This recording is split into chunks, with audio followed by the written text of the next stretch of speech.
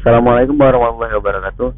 Saya akan menjelaskan implementasi deep learning menggunakan convolutional neural network untuk klasifikasi alat tulis. Latar belakang, yang dimana kita tahu alat tulis merupakan alat yang digunakan untuk menulis, di mana terdapat beberapa jenis alat tulis, diantaranya ballpoint, pensil, penghapus, penggaris, dan lain-lain. Alat tulis telah digunakan sejak zaman dahulu, di mana dimulai dari menggunakan batu sebagai alat tulis, kemudian terus berkembang menggunakan bulu, dan sekarang lebih canggih lagi. Alat tulis tidak terlepas dari kehidupan sehari-hari, karena setiap hari pasti digunakan baik di sekolah, kantor, dan tempat lainnya.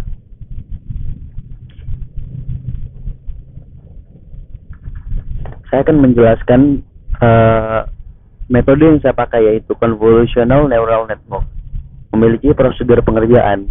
Yang pertama adalah pembuatan dataset, yang kedua adalah dataset untuk pelatihan CNN, yang ketiga adalah pre-processing CNN, yang keempat pembuatan modal CNN, yang kelima evaluasi dan prediksi hasil train, yang keenam perbandingan parameter CNN. Yang pertama, pembuatan dataset.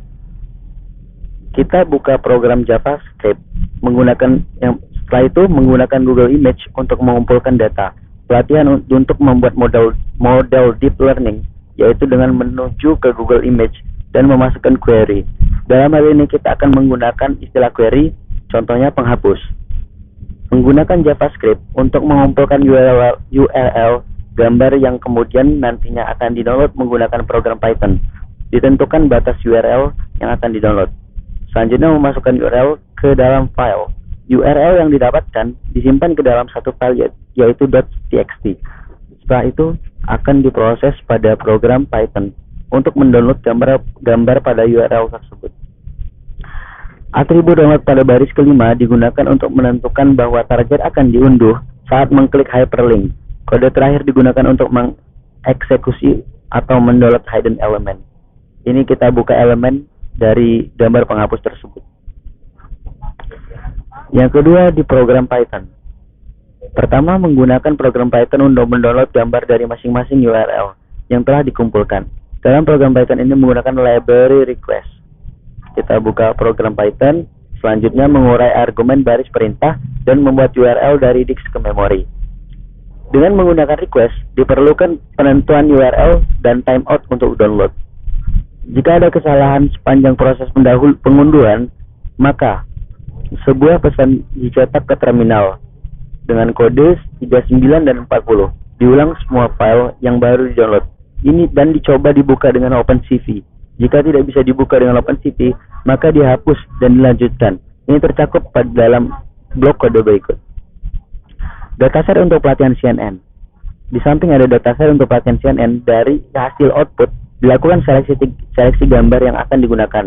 Diseleksi 300 gambar untuk dijadikan data train dan data test. Masing-masing kategori menggunakan 80 gambar data train dan 20 gambar untuk data test. Pre-processing CNN. Setelah membuat dataset, disiapkan data gambar yang akan digunakan untuk membuat model CNN.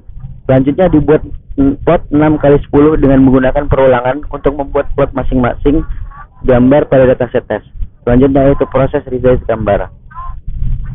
Dilakukan pertukaran posisi dimensi pada gambar train dan test, seperti kode di bawah ini. Setelah data siap untuk dilatih, selanjutnya penentuan model yang digunakan, di mana di sini menggunakan CNN, menggunakan API keras pada library TensorFlow. Pembuatan model CNN. Dalam keras, terdapat dua cara dalam membangun model, yaitu model sequential dan function API. Function API digunakan untuk menentukan model kompleks, seperti model multi-output, grafik asiklik, strata, atau model dengan lapisan bersama.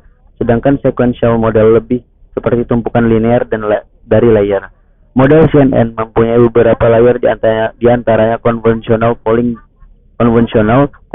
dan dropout. Pembuatan model CNN. Dari gambar di atas dapat dilihat urutan pembuatan model.